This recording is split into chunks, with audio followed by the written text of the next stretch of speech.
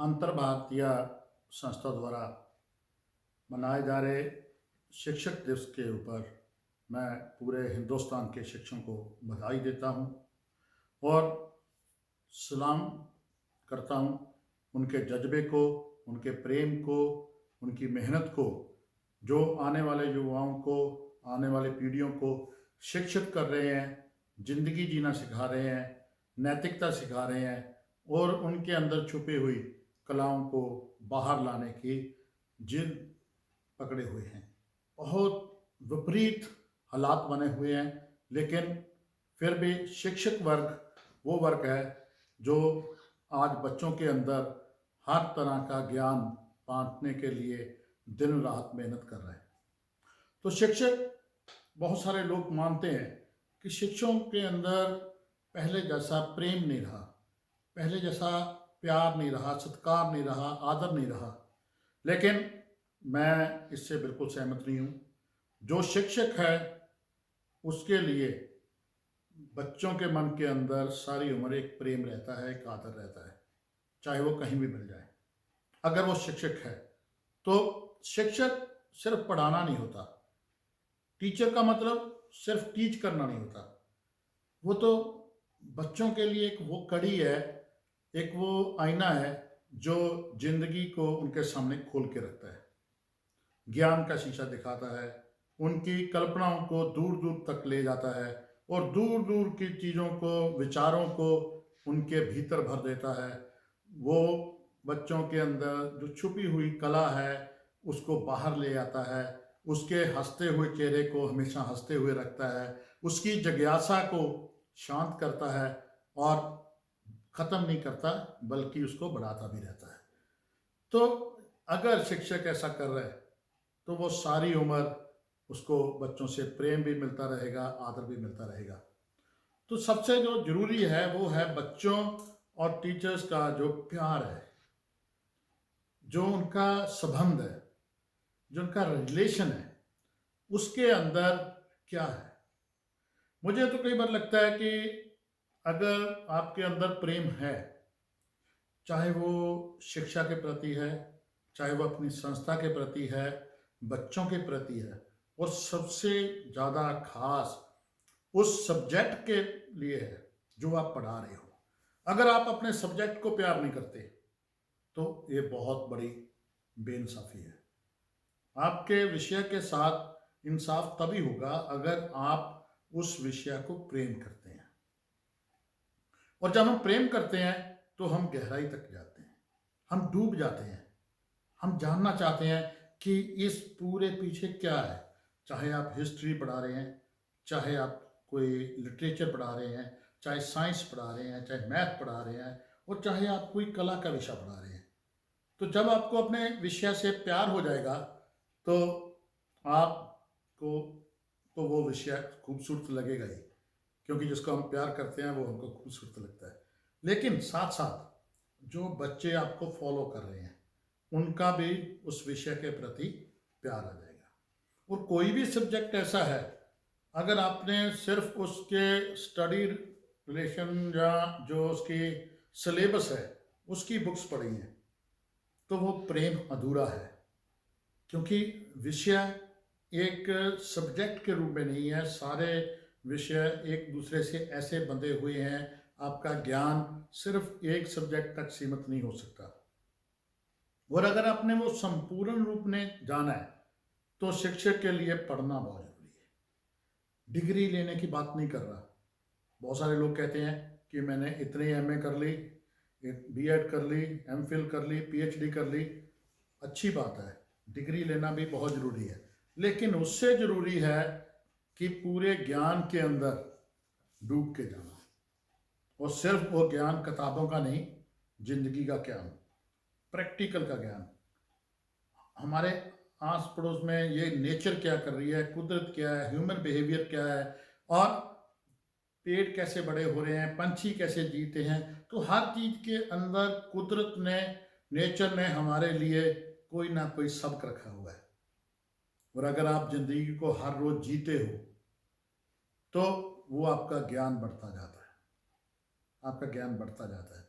तो मैं बहुत अलग अलग संस्थाओं के अंदर जाता हूँ और जब शिक्षकों से बात करता हूँ तो मुझे कई बार दुख होता है कि वो अपने आप को बहुत सीमित कर लेते हैं, मायूस कर लेते हैं। मायूसी का बात यह है कि जब आप प्रेम में नहीं होते, और अगर आप अपने इस सेक्शन को, अपनी टीचिंग को प्रेम करते हैं तो आपको इसमें डूबना है। और बच्चों भी चाहते हैं कि मेरे टीचर के हाथ के अंदर हर समय किताब ना हो, वो हमें किताब से निकाल कर, क्लास से निकाल कर इस दुनिया में लेके जाए, कुदरत के पास लेके जाए, प्रैक्टिकल में लेके जाए। तो मेरा एक स्टूडेंट कल परसों मुझे मिला, वो न्यूजीलैंड में एग्रीकल्चर की डिग्री की उसने 1 साल की। तो मैंने वहाँ उसके पढ़ाई का पूछा कि क्या कर रहा था। वो बोला कि पूरे साल के अंदर मैं 3 दिन क्लास में गया और बाकी सारे दिन खेत में था। बीज को बोते हुए मैं उसके वीडियो बना रहा था, उसके निकलते हुए, उसके जो स्प्रे हैं, उसके तत्व हैं, उसके पत्तों के रंग की कैसे शेप बदला है, तो वो हर रोज़ वीडियो बना के उसके उसमें क्या डाला, और जब तक वो प्रोडक्शन पे नहीं आया तो मैं उसको स्टडी करता रहा। That is learning, that is learning. कि हम किताबों में जितना मर्जी क्लोरोफिल, ये वो यूरिया ये डालना है, पेस्टिसाइड डालना है, पढ़ते रहे, लेकिन जब तक हमें प्रैक्टिकल लाइफ के अंदर क्या हो रहा है उसको नहीं जानेंगे तो हम जीवन के साथ नहीं जुड़ सकते, संसार के साथ नहीं जुड़ सकते। और जब हम जीवन और संसार के साथ जुड़ेंगे तो ये खूबसूरती और भी बढ़ जाएगी। तो हम भी इसको लर्निंग बाय डूइंग बोलते हैं। तो छोटे छोटे ऐसे एक्सपेरिमेंट स्कूल में करते रहते हैं कि बच्चों को कैसे हम कोई ऐसा काम दें कि उनकी जिज्ञासा बनी रहे, उनकी क्यूरियोसिटी बनी रहे, वो सीधे और सीधे उनको ये काम बोझ ना लगे। तो बहुत छोटे छोटे चीज़ें हैं मैं जो आपके साथ शेयर करूँगा कि हम कई बार बच्चों को बोल देते हैं कि अपने घर के पानी का बजट बनाओ। पानी का बजट एक सुनते हुए लगता है कि बजट कैसे, तो हम बताते हैं बच्चों को कि आपने आपके घर के अंदर पानी की टंकी कितनी बड़ी है उसकी मेजरमेंट करनी है।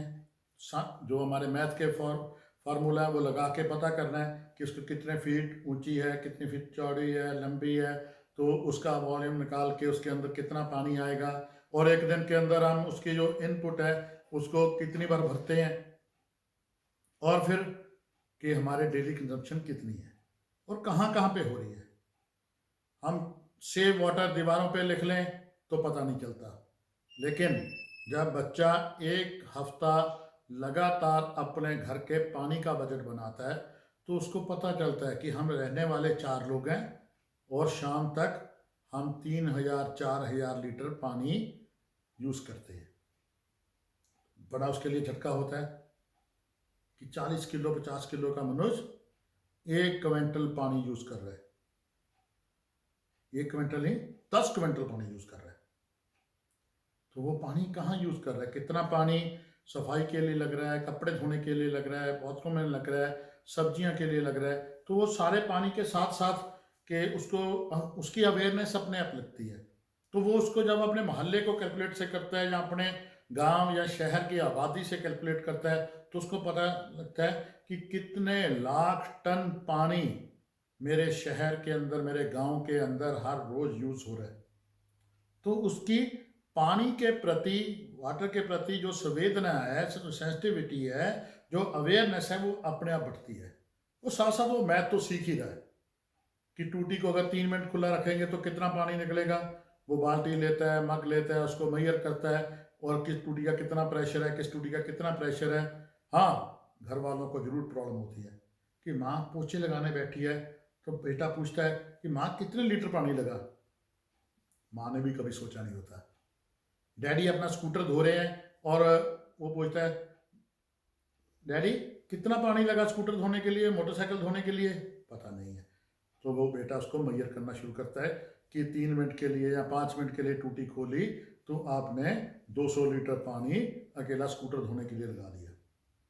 ये हमको पता चलता है क्योंकि हमको मुफ्त मिल रहा है या बहुत कम कीमत पे मिल रहा है। और जहाँ पे पानी नहीं है उनको पता है कि 200 लीटर पानी की कीमत क्या है। जैसे हम पानी की बात कर रहे थे तो पानी यूज तो कर लिया, इसी तरह गांव के अंदर जो पानी हमारा वेस्ट हो गया वो कहाँ जाता है? तो पुराने ज़माने के अंदर हर गांव का जो तालाब था वो एक अच्छे पानी का सोर्स था। बारिश का पानी इकट्ठा होता था, वहीं से सारे जल पीते थे, वहीं पे पशु पीते थे, और वो पूरे गांव का एक जीवन था। लेकिन आजकल तो नए नए साधन आ गए, और नए साधन आने से जो खपत है वो बढ़ गई। खपत बढ़ गई तो जो गंदा पानी है उसको कहीं रुकने के लिए ज़्यादा जगह चाहिए। तो आज बड़ी समस्या पैदा हो गई। कितने गंदे नाले बन गए नए, कितने जो हमारे गांव के तालाब थे वो आज गंदगी के तालाब बन गए। उनके अंदर कितना सरफ, डिटर्जेंट और जो जो केमिकल आप अपने शरीर को धोने के लिए, कपड़ों को धोने के लिए यूज़ कर रहे हो, वो सारा उस तालाब में जा रहा है। तो बच्चों को बोलते हैं कि हम उसके लिए थोड़ा पैदा करने के लिए कि आप अपने गांव की जो सीवरेज है वो किस ओर जाता है, किस तरह, उसका एक रोड मैप बना के लाओ, नक्शा बना के लाओ। तो नक्शा बनाते हैं तो उनको ज़मीन मापना आता है। वो देखते हैं कि हम कितने कदम चले, हमारा एक कदम 5 फीट का है, 4.5 फीट का है या 5.5 फीट का है, और हम किस दिशा में जा रहे हैं, नॉर्थ में जा रहे हैं, ईस्ट में जा रहे हैं, वेस्ट में जा रहे हैं। तो वो साथ साथ ड्रा करते हैं। तो ड्रा करते हैं तो फिर गांव के तालाब के पास पहुंचते हैं। फिर वो तालाब का पूरे उसकी गहराई किसी न किसी साथी के साथ मदद से उसको मापते हैं।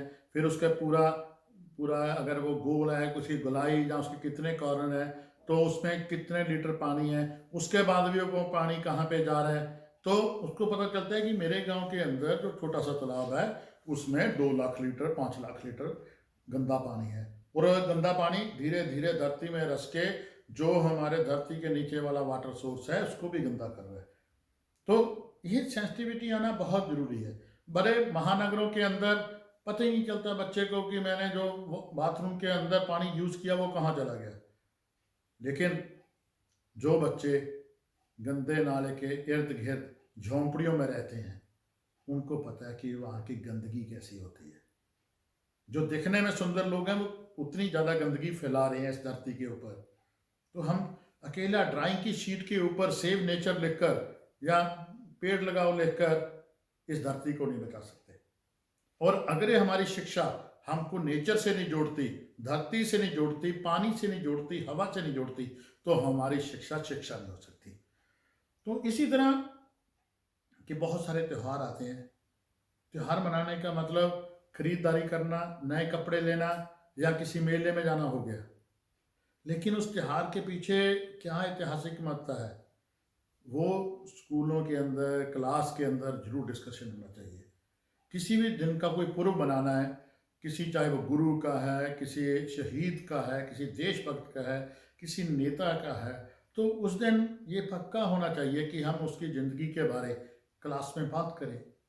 कोई क्विज हो उसके ऊपर, कोई डिबेट हो, हर लीडर की लाइफ के ऊपर कितने कितने कंट्रोवर्सी हैं, तो बच्चे 2 ग्रुप बना के उसमें डिबेट कर सकते हैं। उनको जागरूक की हो, वो पढ़ के आए। आजकल तो पूरी दुनिया बच्चों की मुट्ठी में है, और इस लॉकडाउन ने तो बच्चों को मोबाइल के पास और आ गए। तो बच्चों को अभी देखना पड़ेगा कि वो इंटरनेट के ऊपर इसका सदुपयोग कैसे कर सकते हैं। वो कैसे पूरी दुनिया की जो नॉलेज है, अगर हम कोई दिन आता है कि सपोज शहीद भगत सिंह का दिन है, तो शहीद भगत सिंह का शहीदी दिन अकेला हम जिंदाबाद मुर्दाबाद करने से नहीं होगा।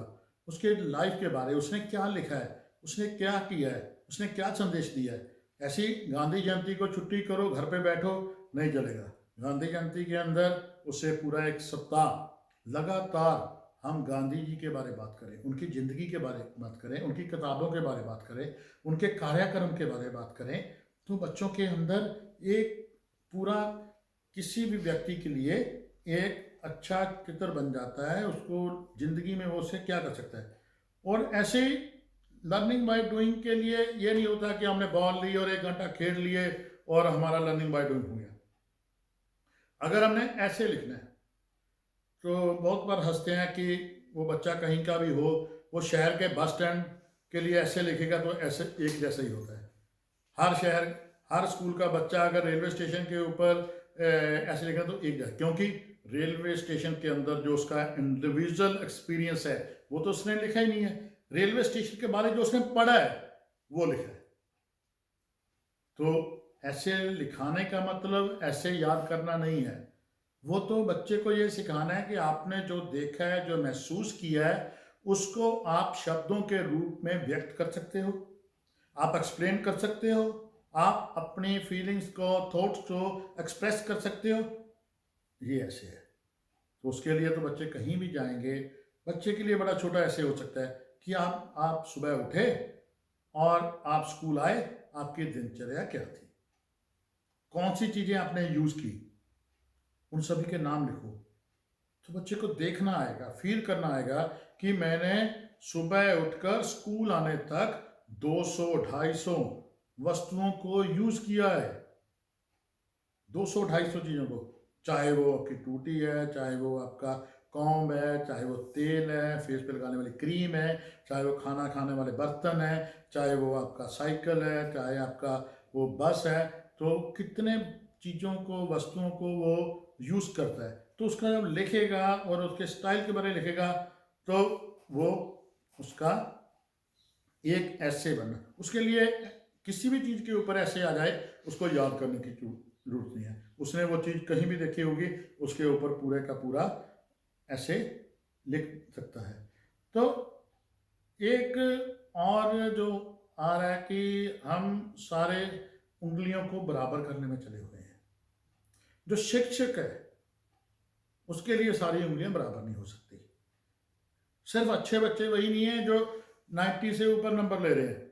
मेरे लिए जो 60% वाला बच्चा है लेकिन बहुत सेंसिटिव है, बहुत चीज़ें सोचता है, उसकी भी उतनी इंपॉर्टेंट है जितने मेरे लिए 95% लेने वाले बच्चे की है।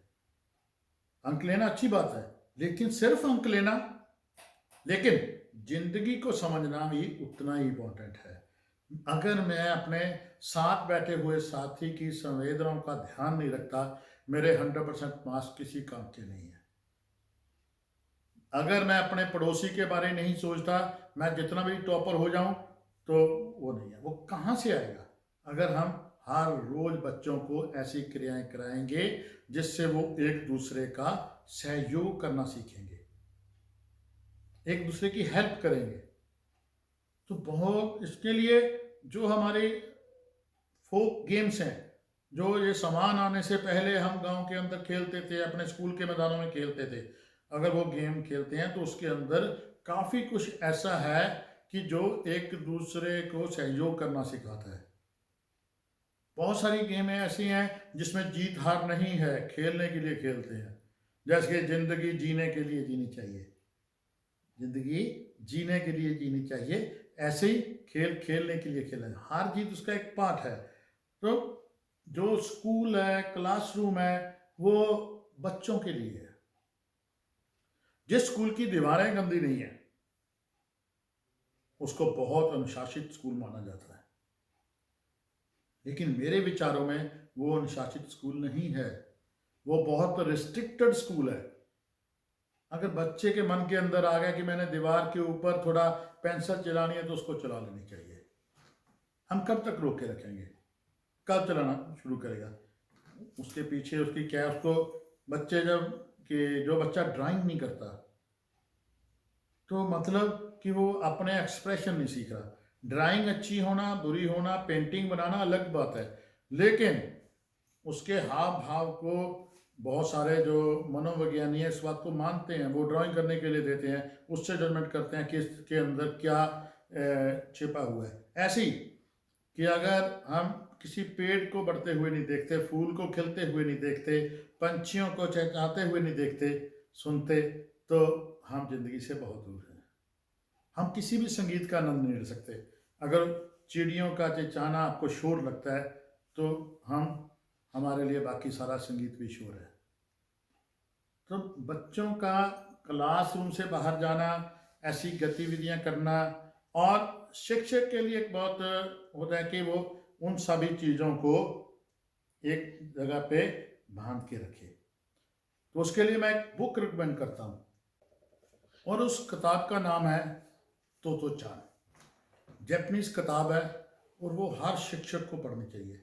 हर शिक्षक को नहीं, हर माँ बाप को भी पढ़नी चाहिए कि बच्चों का मन कितना चंचल होता है और हम उस चंचलता को कैसे भूल जाते हैं। उनकी चंचलता वैसे ही बनी रहनी चाहिए, इसीलिए वो बच्चे हैं। हम बच्चों से एक्सपेक्ट करते हैं कि वो बड़ों जैसा बिहेव करें।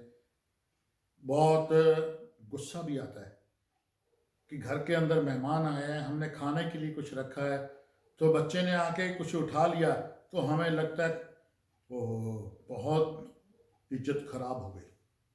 इस बच्चे को तो बिल्कुल वो नहीं है कि आया और मेहमानों के सामने खाना।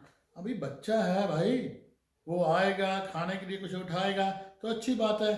हम क्यों उसको इतनी परंपरा और ये अनुशासन में बांधना चाहते हैं कि उसका खाने का दिल कर रहा है, उसकी मनपसंद चीज सामने पड़ी है और वो अपने घर के अंदर है। किसी की दुकान से उठा के खाना बुरी बात हो सकती है, लेकिन अपने घर के अंदर भूख लगने पे मैं उठा के खा लेना, इसमें क्या बुराई है? सिर्फ माँ बाप को लगता है कि स्कूल में इतने पैसे दिए थे, स्कूल ने नहीं सिखाया, शिक्षक ने नहीं सिखाया। भाई वो उसके अंदर था और होना भी चाहिए।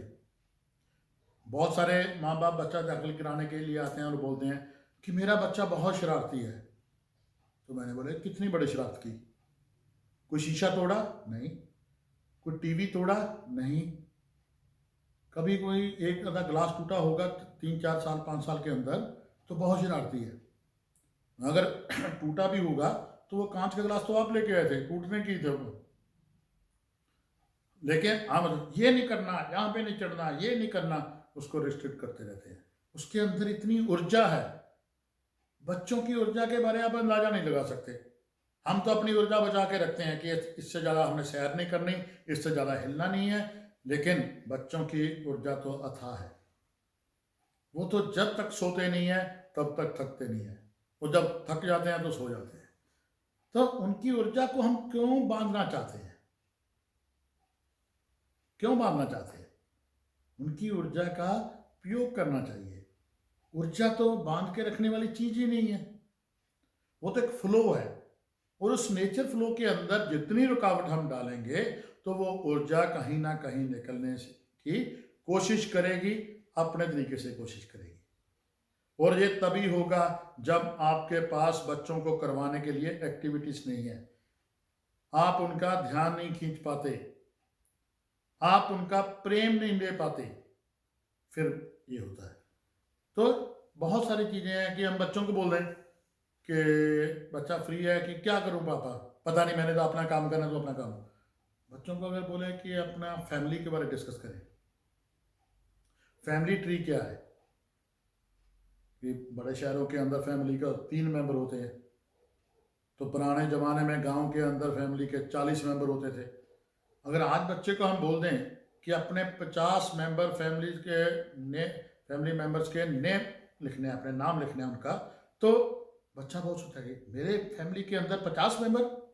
हाँ भाई, तेरी चाची, मामी, बुआ हैं, तो फिर आपके पिताजी की मौसी, पिताजी की बुआ, पिताजी की नानी, तो अगर जोड़ता रहे मम्मी का आपके जो मम्मी है उनकी नानी कहाँ से थी, उनके भाई, उनके चचेरे भाई, उनके फफेरे भाई, उनके ममेरे भाई, तो कितने हो गए?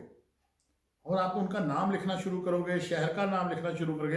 अगर आप 5th 6th क्लास के बच्चे को ऐसी एक्टिविटी देते हैं 10 11 साल के लिए, तो वो उसका कितना कन्वर्सेशन बढ़ेगा अपने पेरेंट्स के साथ। उसको पता चलेगा कि मेरे जो रिलेटिव्स हैं वो कहाँ कहाँ रहते हैं, वो शहर का नाम लिखेगा। अगर आप उसको रिंकू बुलाते हैं तो वो उसका पूरा नाम रविंदर लिखेगा, उसको पता चलेगा। तो वो फैमिली का उसका कितना घेरा विशाल होगा।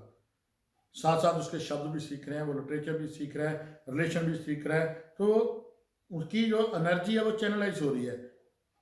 इसी तरह आप बच्चों को बोलते हैं कि 5 अलग अलग काम करने वाले लोगों को इंटरव्यू करो, तो वो इंटरव्यू आप बोल सकते हैं कि 2 बंदे नौकरी करने वाले होने चाहिए, एक अपना काम करने वाला होना चाहिए, 2 बंदे व्यापार करने वाले होने चाहिए। हो सकता है दुकानदार की इंटरव्यू करेगा, वो पोस्टमैन की इंटरव्यू करेगा, वो अपने मोची की इंटरव्यू करेगा, कपड़े धोने वाले की इंटरव्यू करेगा, कहीं जो सामान लेते हैं आपके ग्रोसरी वाला उसकी इंटरव्यू करेगा, कहीं पुलिस वाले की इंटरव्यू करेगा, किसी बैंक वाले की इंटरव्यू करेगा, उनका लाइफस्टाइल देखेगा, उसकी बातें सुनेगा, तो उसको समझ आएगी। नहीं तो वही होता है, क्या बनना है, डॉक्टर बनना है, इंजीनियर बनना है, कभी कभी बच्चे का उड़ने को मन करता है तो पायलट बनना है। लेकिन उसमें से कितने बच्चे डॉक्टर बनते हैं, कितने बच्चे इंजीनियर बनते हैं? क्या सारे डॉक्टर और इंजीनियर बनने से दुनिया चलेगी? क्यों नहीं कहता कोई कि किसान बनना है? क्योंकि हम किसान को जानना नहीं चाहते, हम धरती से जुड़ना नहीं चाहते, हम वाइट कॉलर जॉब की तरफ जा रहे हैं। इससे ना तो देश चलेगा ना समाज चलेगा। रहना तो हमें देश और समाज के अंदर ही है ना। तो कौन पैदा करेगा उनको? अगर बच्चों को अलग अलग व्यवसाय का, अलग अलग प्रोफेशंस का पता होगा तो बच्चा की क्यूरियोसिटी बढ़ती जाएगी, वो अपनी लाइन खुद सेलेक्ट करेगा। और उससे पहले मैं तो कई बार कहता हूँ कि पहले बंदा बन जा, फिर कुछ और बनना। चाहे तू शिक्षक बन, चाहे वकील बन, चाहे नेता बन, पहले बंदा बन। और बंदा बनने के लिए सेंसिटिविटी बहुत ज़रूरी है, आपके ज्ञान का घेरा विशाल होना बहुत ज़रूरी है, प्रैक्टिकल होना बहुत ज़रूरी है।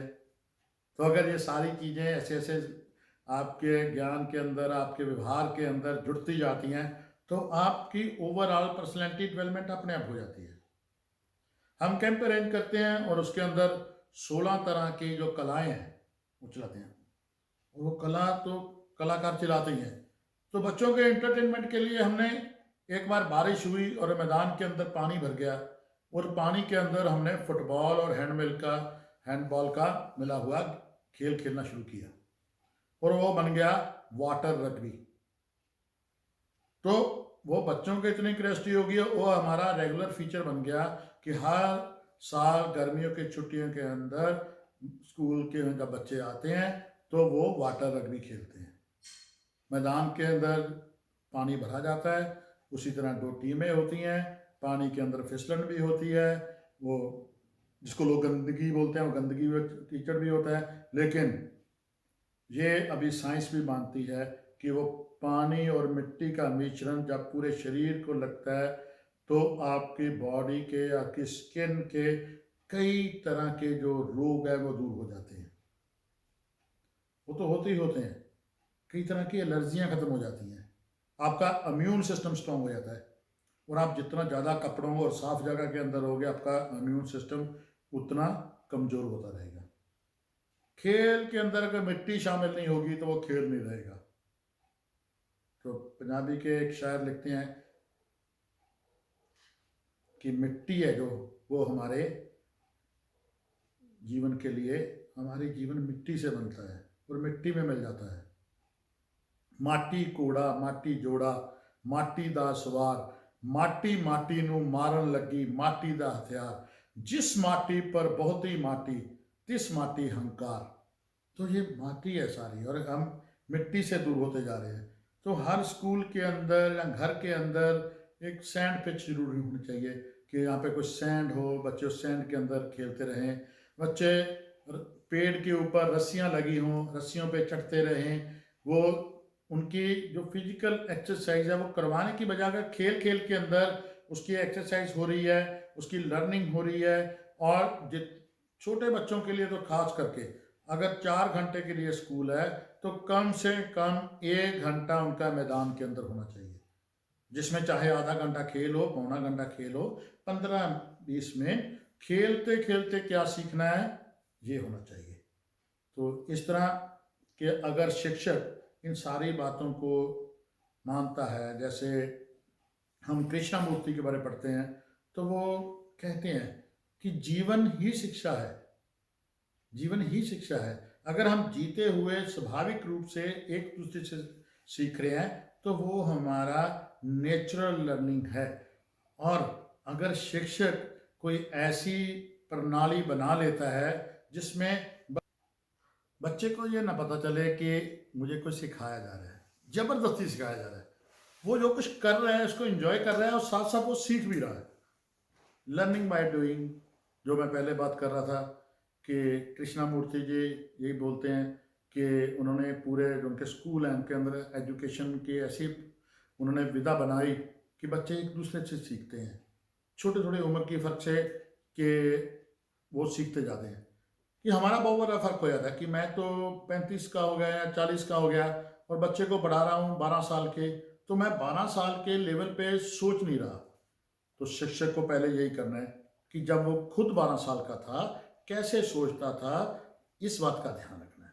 अगर हम वो अवस्था में आ जाते हैं सिखाते समय, अपनी आयु अपना एक्सपीरियंस भूल के कि उस समय में मेरी नीड्स क्या थी, मैं कैसे सोचता था, मैं कैसे सीखता था, तो वो बच्चों को समझ सकता है और बहुत बढ़िया तरीके से समझा भी सकता है। जो मैं बात कर रहा था कि वो अपनी आयु से सीखते हैं, तो अगर 7th क्लास का बच्चा किसी 6th क्लास के बच्चे को सिखा रहा है तो वो हमसे बेहतर सिखाएगा जितना उसको आता है। हो सकता है शिक्षक को ज़्यादा आता हो इसलिए ज़्यादा सिखा दे, लेकिन बेहतर वो सिखाएगा क्योंकि उसका वो लेवल सेम है। तो हमें युवाओं के, विद्यार्थी के, उसकी उम्र के लेवल पे आना है, अपने अहम को छोड़ के, अपने अहंकार को छोड़ के, अपने ज्ञान को छोड़ के।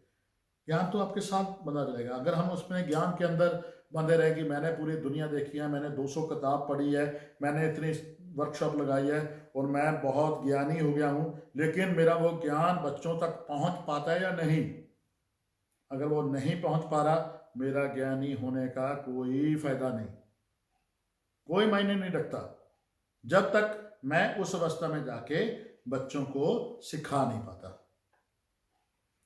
और जो एक बड़ी अहम बात है कि बच्चों का हर रूप से विकास, कि शिक्षा होगी, हमने उनको एग्ज़ाम के लिए तैयार करना है, उनको प्रोफेशन के लिए तैयार करना है और ये पेरेंट्स की भी डिमांड है, तो हम इसको इग्नोर नहीं कर सकते। लेकिन वो धर्म के बारे क्या सोचता है, अकेला धर्म के बारे नहीं, वो दूसरे धर्मों के बारे क्या सोचता है, दूसरे वर्ग के लोगों के बारे क्या सोचता है, दूसरे वर्ग के लोग उसको दूसरे क्यों लगते हैं, वो दूसरे देशों के बारे क्या सोचता है, वो आसपास में कितने जीव हैं उनके बारे क्या सोचता है, वो अपने घर के सामने जो उसका पेड़ है उसके बारे क्या देखता है।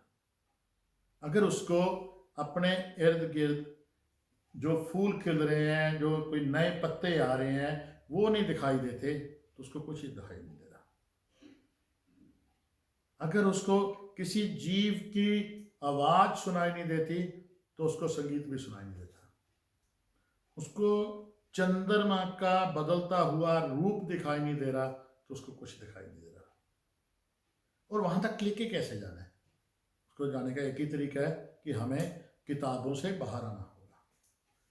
मैं ये बिल्कुल नहीं कह रहा कि आप किताबों को छोड़ दो और ऐसा करना शुरू कर दो, किताबें पढ़नी होंगी, हमें इसी एग्ज़ाम सिस्टम में रहना होगा, इससे बाहर नहीं जा सकते। लेकिन ये हमारी लिमिट नहीं है, ये हमारी लिमिट नहीं है। हम तो लिमिटलेस हैं।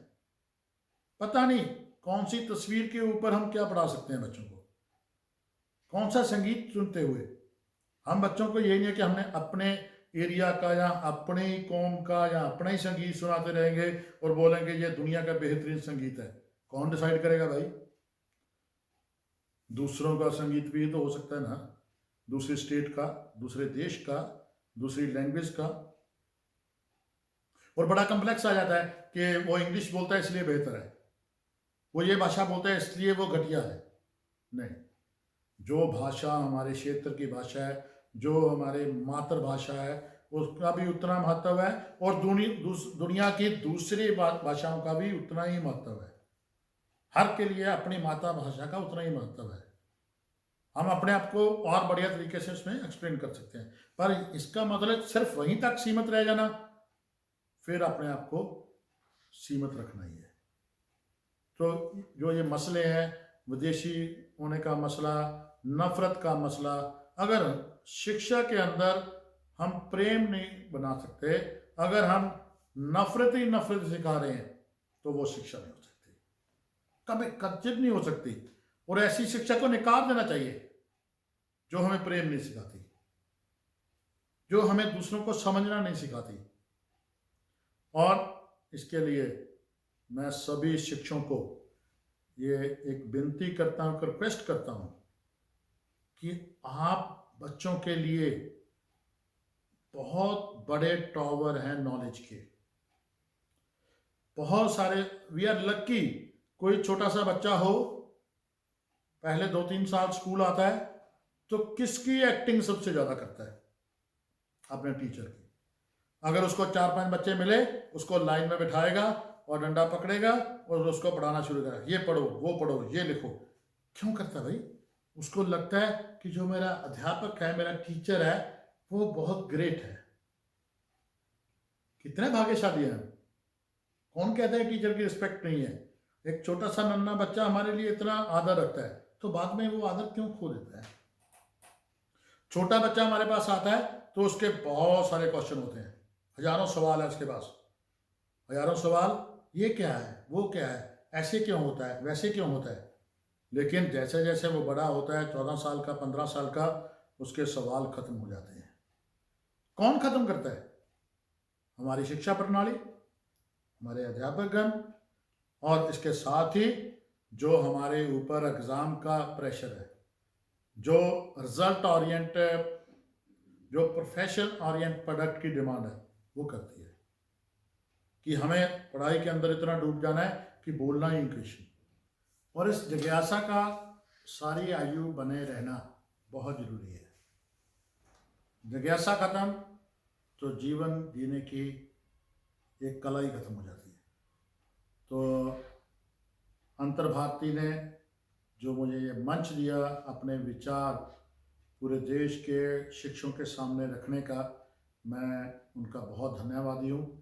और जो वो बच्चों के लिए इतने लंबे समय से जिस तरीके से काम कर रहे हैं, अद्भुत काम कर रहे हैं, वो बहुत सराहनीय है। और उसके लिए मैं उनका धन्यवाद भी करता हूँ, उनको बधाई भी देता हूँ।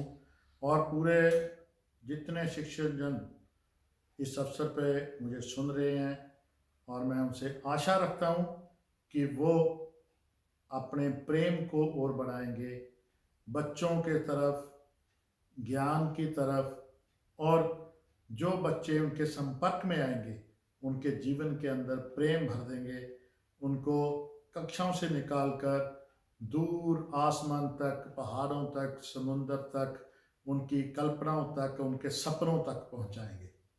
बहुत बहुत धन्यवाद। Thank you.